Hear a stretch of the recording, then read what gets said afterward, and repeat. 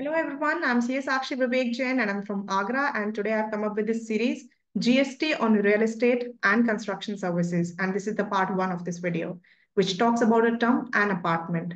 And I will tell you why we need to learn about an apartment before we get to learn about GST very soon. So let me share screen with you.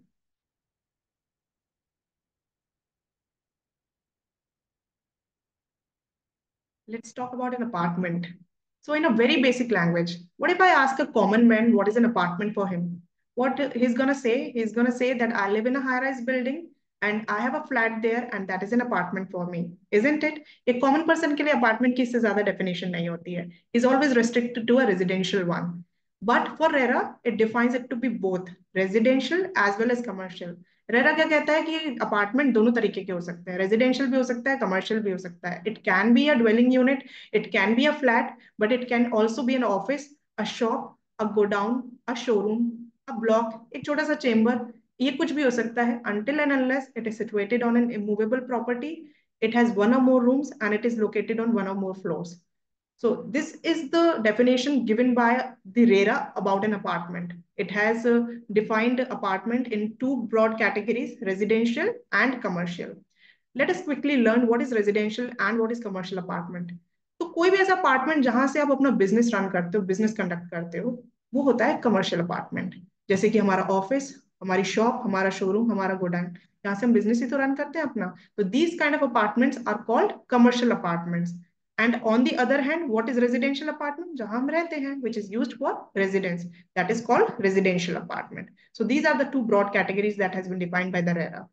Now moving down the line, residential apartments are again split into two categories. The first one is affordable and the second one is other than affordable. Again, बहुत general सी language में बात करें, affordable नाम से ही पता लग रहा है, which can be afforded, which is low in cost, which comes under budget. वही तो हुआ ना affordable.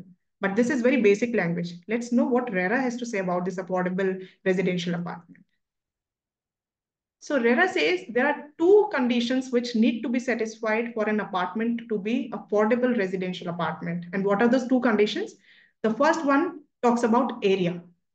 तो अगर आपका अपार्टमेंट है जो कि मेट्रोपॉलिटन सिटी में लोकेटेड है, तो आपके जो अपार्टमेंट का कारपेट साइज है, carpet size means the carpet area means the size of the apartment, it should not exceed, means it should be up to 60 square meter अगर आपका metropolitan city में located है. And if it is in some cities or towns other than metropolitan cities, तो 90 square meter तक आपका area होना चाहिए for an apartment to be an affordable housing apartment. And please note this, both of the conditions need to be satisfied, not just one. एक भी condition अगर meet out नहीं होगी तो वो affordable नहीं कहलाएगा.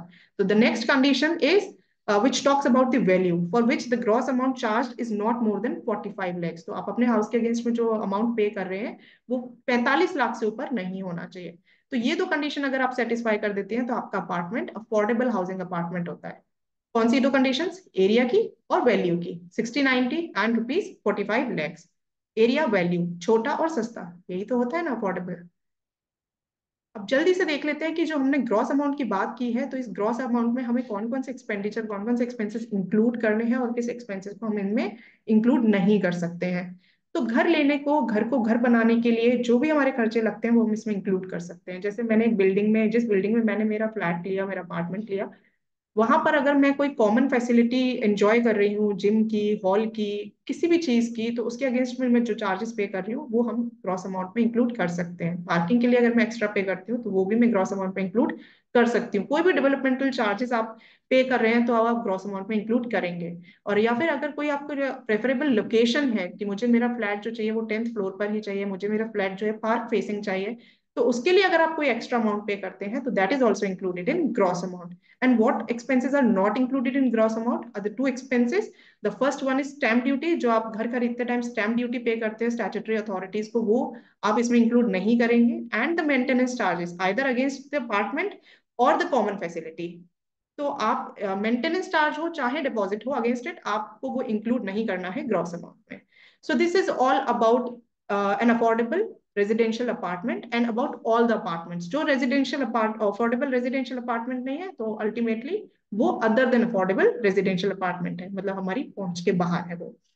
तो हमने क्यों ये अपार्टमेंट्स के बारे में पढ़ा, अब मैं आपको बताती हूँ। क्योंकि जो हमारे जीएसटी के रेट्स होते हैं वो हर टाइप ऑफ अपार्टमेंट के लिए डिफरेंट होते हैं। तो जीएसटी का जो रेट है वो अफोर्डेबल हाउसिंग अपार्टमेंट्स के लिए कंपैरेटिवली लोअर होता है, जो हाईएस्ट रेट जाता है वो कमर्शियल के लिए जाता है। That's why we need to learn about the types of apartment before we get to learn about GST. So if you find this video helpful, and if you want to know more about GST on real estate and construction services, stay tuned. In the next video, we will be talking about the projects, the real estate projects. Thank you so much.